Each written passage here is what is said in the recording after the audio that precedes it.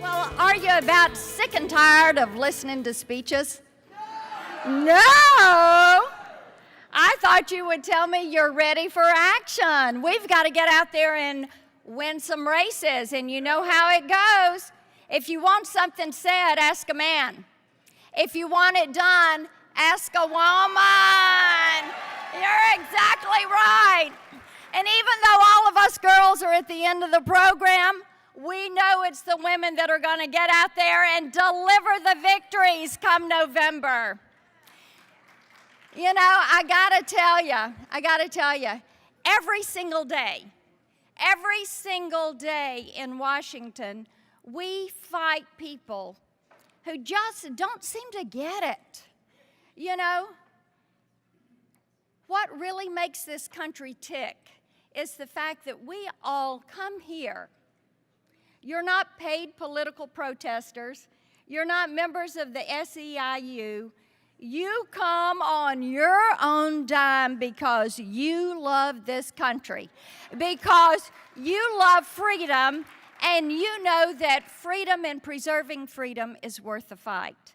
And I think that appreciation for freedom is one of the things that sets America apart.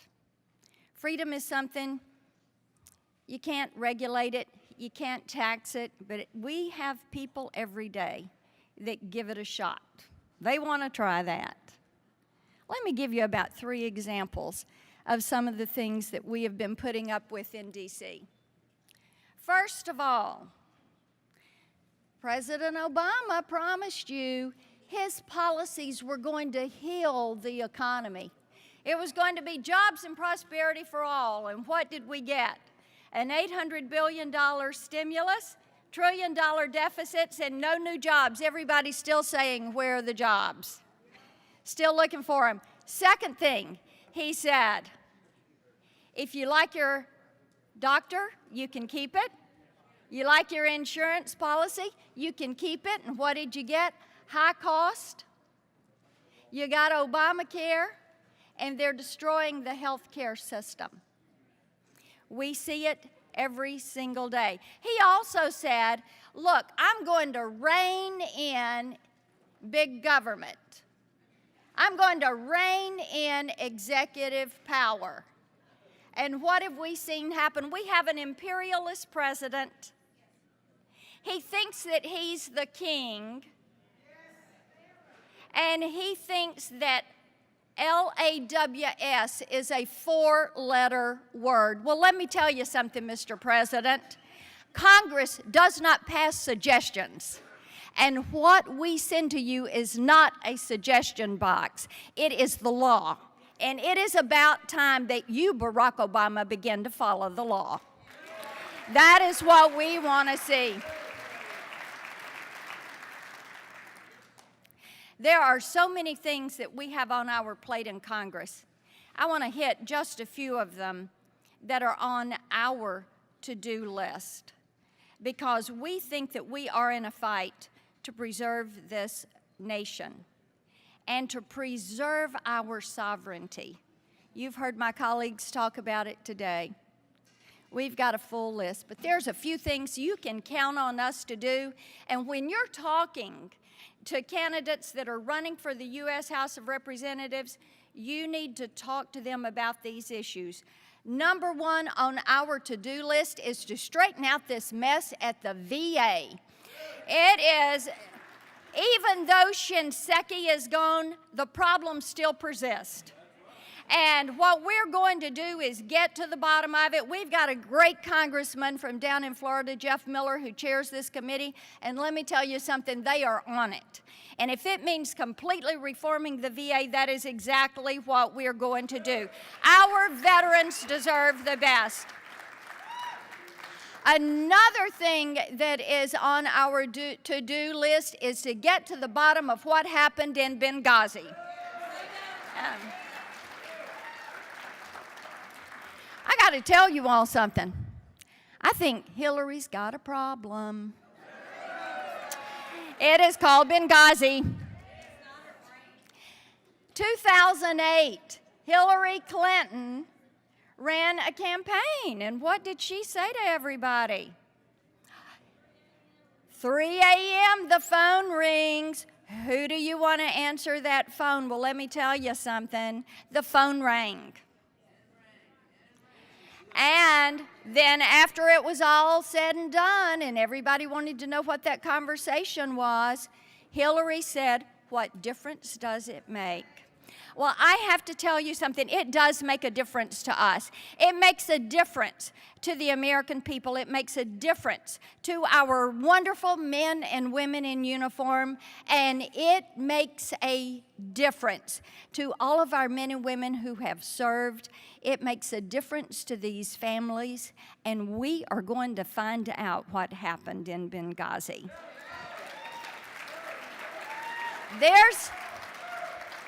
There is another thing that is on that to-do list. It is to repeal and replace Obamacare. We've got some great ideas, House conservatives, and I have to tell you all, here in Louisiana, Steve Scalise, who chairs our Republican Study Committee, he's doing a great job. Congressman Bill Cassidy, who's a member at Energy and Commerce Committee with me, doing a great job. And we've all worked together as a group. We have a replacement to Obamacare. It puts the patient at the center.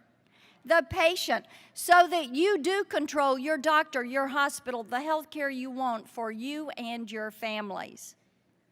And you know, one of the things that the president just does not seem to get, doesn't understand, you know who makes most of the health care decisions in this nation? Women. That's exactly right. Over 80% of all health care decisions are made by women. This is one of the reasons that we are pushing for a cross-state line purchase of health insurance. Open up that health insurance market, let you buy whatever you want from wherever you want, for tort reform, for portability, letting you be in charge, expanding health savings accounts.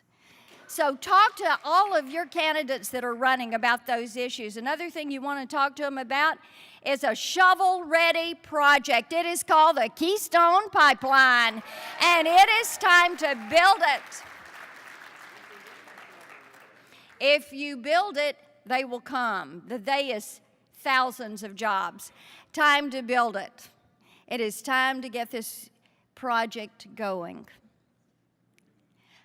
We're also focused in the House on making certain that we protect our men and women in uniform and that we help to define a policy, a foreign policy for this nation. You know, I was in Israel last week. Absolutely amazing to me.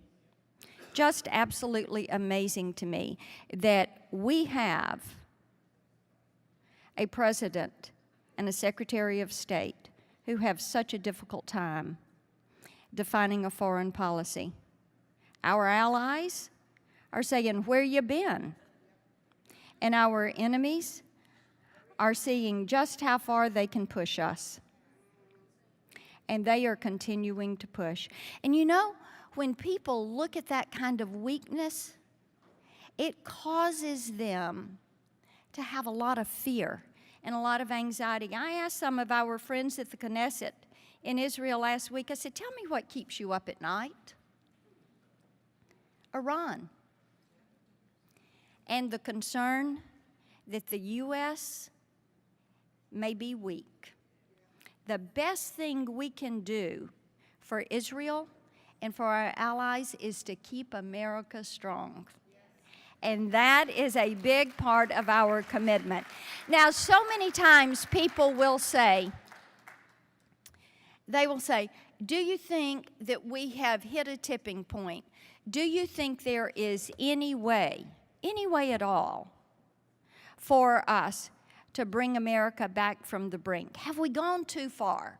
Do you think our best days are over? Because certainly, if you ask our president what the foreign policy is, it seems to be take a great nation and make it average. To look at the UN and make us just another dull bulb there in the UN instead of a shining city, to take a mountaintop nation and move us down between Belarus and Bolivia somewhere. That seems to be his foreign policy. Can we come back? Can we move back to being that shining city? Absolutely we can.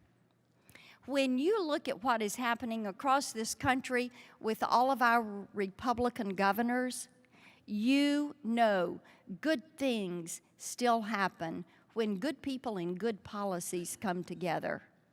You get what's a good product. That product is called freedom. Let me give you a couple of examples. A couple of examples of good things that happened. When I was in the state Senate in Tennessee, I was told that we were going to have a state income tax proposed. Any Tennesseans in the room? You all remember this state income tax battle that we had? Oh my goodness gracious. We had a Republican governor decided that in order to pay for TennCare, our test case for Hillary Care, he was going to propose a state income tax, which we don't have in Tennessee. So, everybody said it's a Republican proposing it, it's a done deal. So I was told, Marsha, you need to just go sit down, shut up, and vote no if you don't want this. Well, guess what? I did not sit down, and I did not shut up.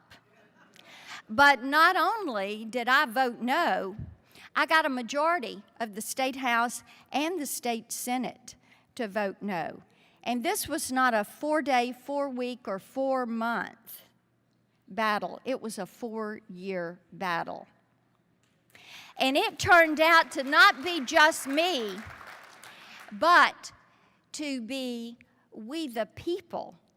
People from all across the state came to join me in Tennessee to fight that state income tax. So we did. We defeated it. And Tennessee is now one of the best places in the state for doing business. And by the way, we still don't have a state income tax. So I have seen it before. When we the people decide to be the people, we win. We achieve victories, and that is exactly what we're going to do in 2014 when we help take, and you all are a big part of this in Louisiana, we're going to take the U.S. Senate, and you're going to be a part of that victory. In 2016, we are going to have a new president of the United States, and we're going to stand and sing hallelujah because we are going to be so excited for it. It is going to take all of us to make this happen, so we need your energy, we need your enthusiasm, we need your commitment, because we are in the fight of our lives, not only for our nation, but for freedom and for freedom's cause for future generations. So let's get out there. We've listened to all the speeches. Let's get pumped up. Let's get our networks in place. Let's make certain that you all in Louisiana take the Senate, that we send a message to all of these bureaucrat-loving, taxing, free-spending politicians in Washington, D.C., that their time is up, their day is over. Let's get to work. Let's win some elections. Thank you all so much. Sing a song about my life.